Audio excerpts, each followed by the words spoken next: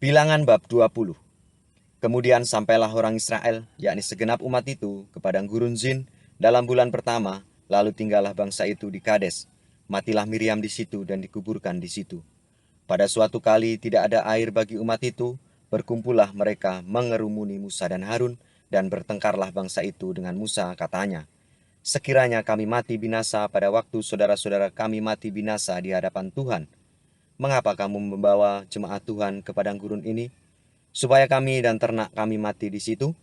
Mengapa kamu memimpin kami keluar dari Mesir untuk membawa kami ke tempat celaka ini, yang bukan tempat menabur, tanpa pohon ara, anggur dan delima, bahkan air minum pun tidak ada?" Maka pergilah Musa dan Harun dari umat itu ke pintu kemah pertemuan, lalu sujud. Kemudian tampaklah kemuliaan Tuhan kepada mereka.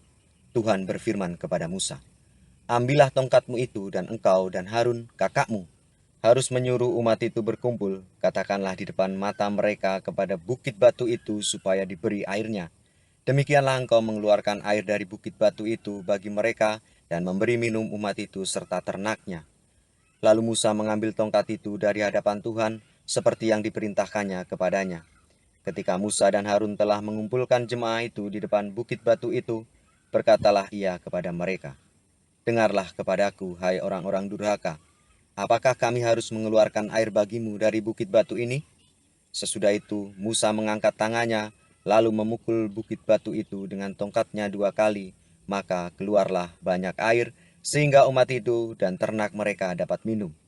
Tetapi Tuhan berfirman kepada Musa dan Harun, "Karena kamu tidak percaya kepadaku dan tidak menghormati kekudusanku di depan mata orang Israel, itulah sebabnya kamu tidak akan membawa jemaah ini masuk ke negeri yang akan kuberikan kepada mereka.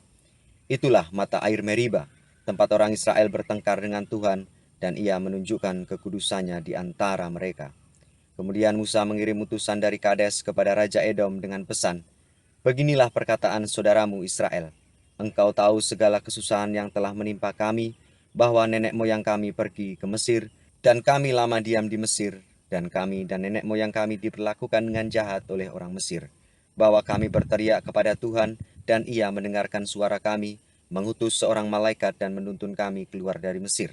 Sekarang ini kami ada di Kades, sebuah kota di tepi perbatasanmu. Izinkanlah kiranya kami melalui negerimu. Kami tidak akan berjalan melalui ladang-ladang dan kebun-kebun anggurmu, dan kami tidak akan minum air sumurmu.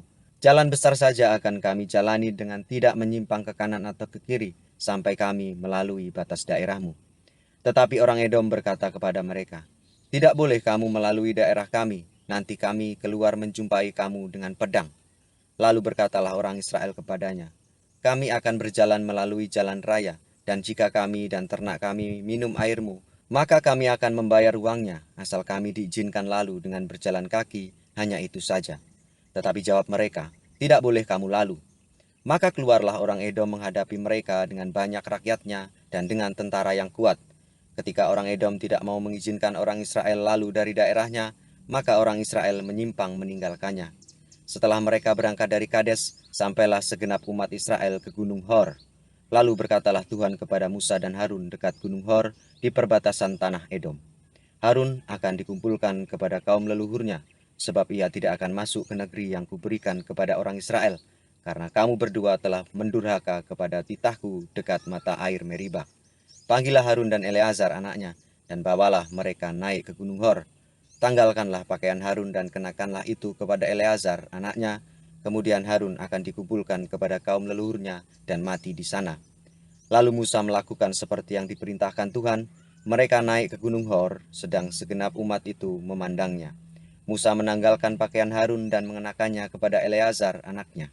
Lalu matilah Harun di puncak gunung itu. Kemudian Musa dengan Eleazar turun dari gunung itu. Ketika segenap umat itu melihat bahwa Harun telah mati, maka seluruh orang Israel menangisi Harun 30 hari lamanya.